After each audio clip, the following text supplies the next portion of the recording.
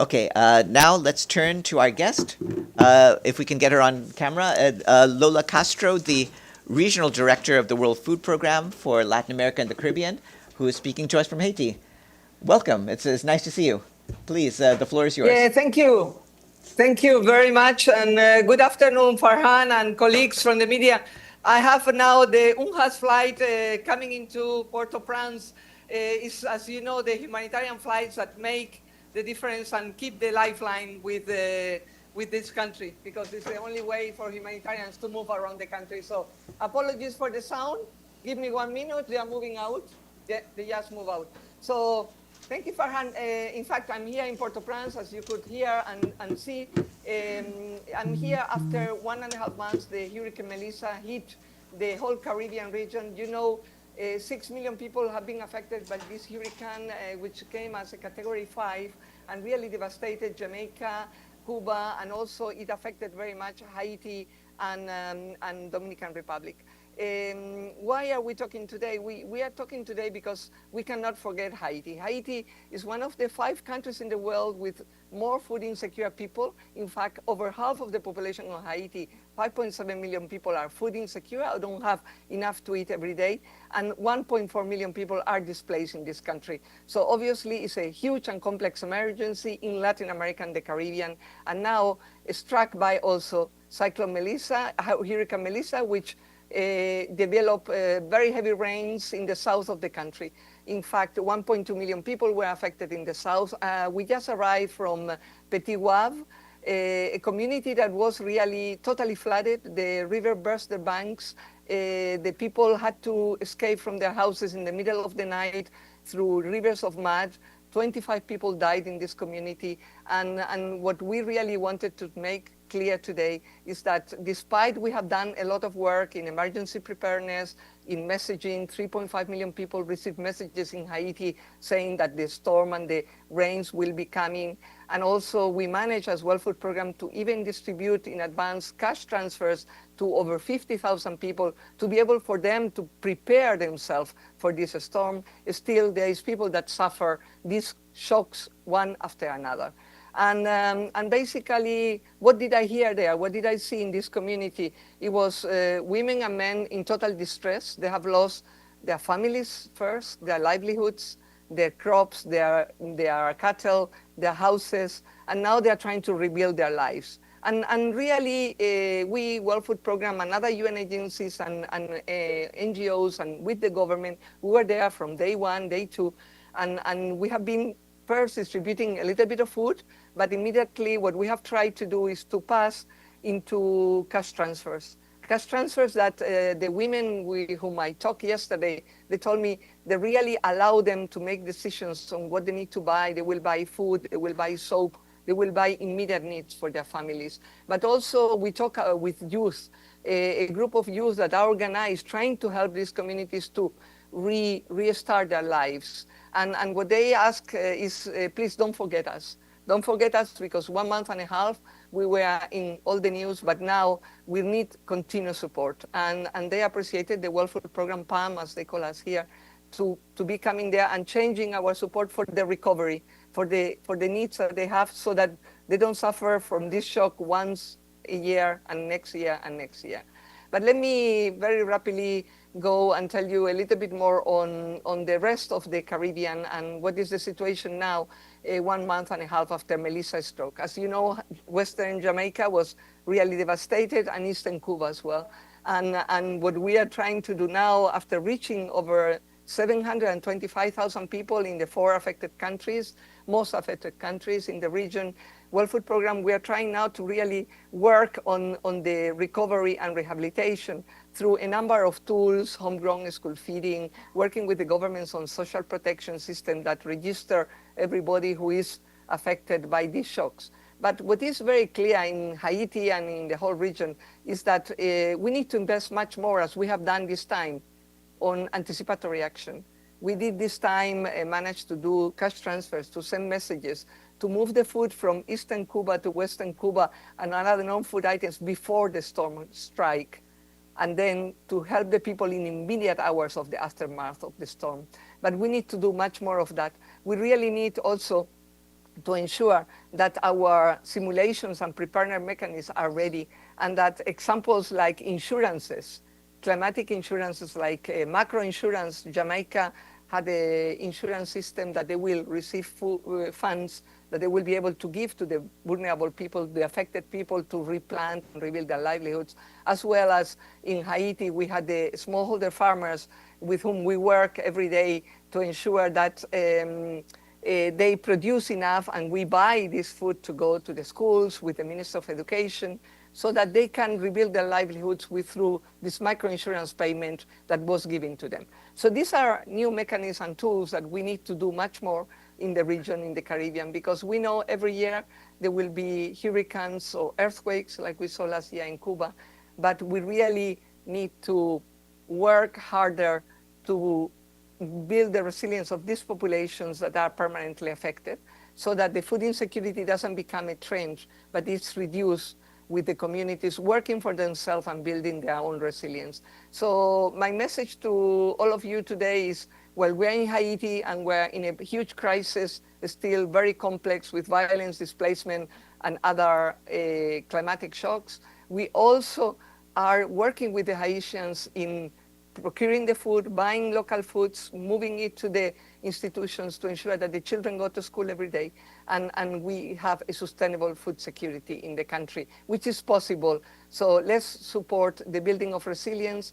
And in this sense, to end, World Food Program made an appeal for the Melissa affected populations, and we're trying to reach 1.3 million people with $83 million. We got, thanks to all the donors and support, half of it. And we expect to get the remaining half to link with the reconstruction and recovery of the livelihood. So thank you very much, Farhan. I turn it over to you to see if there are questions both on Haiti situation or on the other countries, Jamaica and Cuba, on Melissa. Thank you very much. Thank you very much. I'll turn the floor over for questions. First question goes to Linda Fasulo. Thank you for the briefing. I just had a question regarding Haiti. In terms of, you mentioned that cash transfers are being given directly to people, and as well as supplies. How are the gangs impacting the delivery of, WFP provisions? Yeah, let's say thank you very much, Linda, for that question. Very relevant. As you know, 90% of Port-au-Prince is occupied by gangs, and part of the country, like Artibonite and other places or other provinces, are also occupied by gangs. So this makes very, very difficult to move by road many times, but we have an excellent UN security and access teams that negotiates the access of humanitarian assets, not only food, but also water, medication, other needs that the population has. It is extremely important to understand that we follow all humanitarian principles, and we basically are targeting very vulnerable, affected populations in the deep areas of Port-au-Prince, like Cité de Soleil or other locations, but also in the rural areas of Haiti when required. But that is a negotiation that we have to do, and we ensure that that food reaches the people with our teams and with the NGOs and the civil society, that ensure that the food and the non-food items also for other UN agencies reaches the people. We have monitors on the ground, we have presence on the ground, and we confirm this happens. Obviously, it's extremely difficult, it's very dangerous. Our teams require many times to load the trucks and to come back to the warehouses. Many times they go out and they come back just to ensure that they have adequate access. So it's still very complicated, and it's not getting better, unfortunately. Thank you.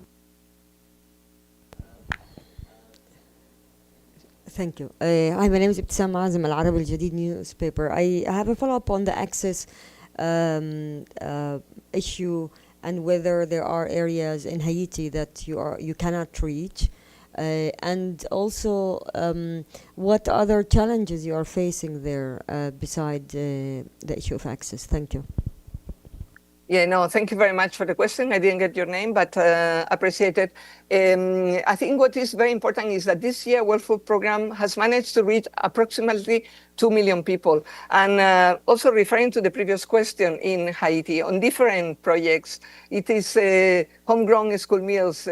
Over 600,000 children receive a meal every day at the school in many schools in the country. And the objective from the Minister of Education is to reach 1.5 million children, and other projects. But what is, I think, extremely important is we provide in-kind food when it's absolutely necessary, when it's a shock and an emergency. And we manage to gain access by negotiation, as I said before, and providing adequate security to the teams that go to provide that support to the communities through very good assessments. And this is in specific areas. At this moment, what can I tell you? I can tell you that every day the panorama changes, and the map of Haiti is a mobile map. If today you can reach Miravalle, maybe tomorrow you cannot. If today you can reach maybe some part of Gonaïves or Artibonite, maybe tomorrow you cannot, or maybe last week you could not. But you have to be opportunistic and try to reach the communities when you can. This is why we also have a big logistic arm for the UN here and all the development partners in Haiti, where we use trucks, we use barges that cross the bay and go to different ports, and also we use the UNHAS helicopter, which you heard, helicopters, there are two, that you heard before at the beginning of the discussion. So access is very diverse, it changes all the time, and we, with good analysis, accommodate our operations to that. Okay, thank you. Jacqueline Charles online. Yes, hi. Thank you, Lola. Couple of questions. With Haiti specifically, do you have a sense of what the impact to agriculture has been? And then can you speak to what are the biggest challenges you see in Jamaica and Cuba? I just came back from a Jamaica event here in Miami, but what are the challenges you all are finding in those two specific countries as well? Yeah, thank you, Jackie. Nice to hear you as well. Basically, here in Haiti, as I say, I just came from Petit Guave and Mirawan and all that area. And you could see how there have been quite a lot of destruction of the standing crops, like cassava, bananas, plantain. This area has been the area affected by the floods, because there were recurrent floods. As you remember, Melissa was standing in the south of Jamaica, affecting very much the South Haiti and South Dominican Republic for a number of days, till it finally got forced and unfortunately moved as a Category 5 into Western Jamaica. So basically, there have been quite a bit of destruction. There is already a lot of work with Minister of Agriculture, who we just have met, FAO and other colleagues, to see how these communities can replant and rehabilitate their livelihoods. Also in the business area, the traders, they lost the stocks, they lost business. So this is why we're trying, as World Food Program and other agencies, instead of providing them the food, provide vouchers. And these vouchers, the community goes and redeems them with the traders. And these traders are basically selling most of the food produced in Haiti. We saw yesterday all the commodities that they are producing in Haiti, and they can be bought by this voucher. And the people can make a decision with dignity on what do they need to buy, and that they really were so appreciative that this is happening. So that's on Haiti. Let me go to Jamaica. In Jamaica, the destruction was not only harvest, but also forest, but also the fisheries. Many fishermen are having no engines, the boats destroyed, despite they took them up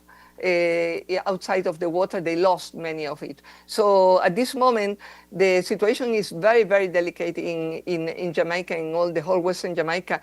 We have been trying to work together with the government in both a mix of in-kind distributions, but also moving all these people into the social protection system of the government, so that they can receive cash transfers, if possible, before Christmas, so they can, as the markets are restarting already, they can go and buy what they need to restart their lives and livelihoods. And it's of our knowledge that there will be also seeds and distributions of other planting, like bananas and others, so that people can rehabilitate and rebuild. In reference to Western Cuba, there the situation was, okay, despite Melissa came as Cat 3 hurricane, Western Cuba, sorry, Eastern Cuba, sorry, I'm confused now with Western Jamaica. Eastern Cuba, Santiago, Granma, Holguin, all these provinces really got serious flooding, and still in some areas there is water. Still waterlogging is still in these areas. So there is quite a big challenge. And also access road and infrastructure has been heavily damaged in Cuba, including the electricity that is barely working in this area while the government is trying to restart. So initially we started with around 185,000 people receiving the first days in the shelters. Almost 800,000 people were moved to shelters in Cuba. So there was no loss of life, which is very fortunate. The preparedness works there very well on that. And 185,000 people receive immediate food. Now, the recovery of the agricultural lands and the agricultural productions, they have lost bananas, tobacco, maize, beans, everything that was planted is almost lost. Very few areas that were in the shade of the winds and the water logging are safe.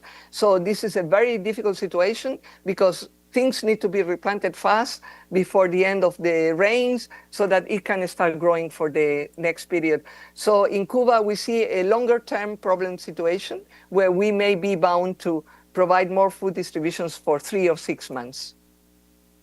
Thank you. Thank you. Okay, I don't see any further questions, so I would like once more to thank our guest, Lola Castro, the World Food Program Regional Director for Latin America and the Caribbean. Thanks very much for your briefing, and good luck on your work ahead. Thank you. Thank you, Farhan. Thank you for the support. Thanks. Have a great afternoon, everyone.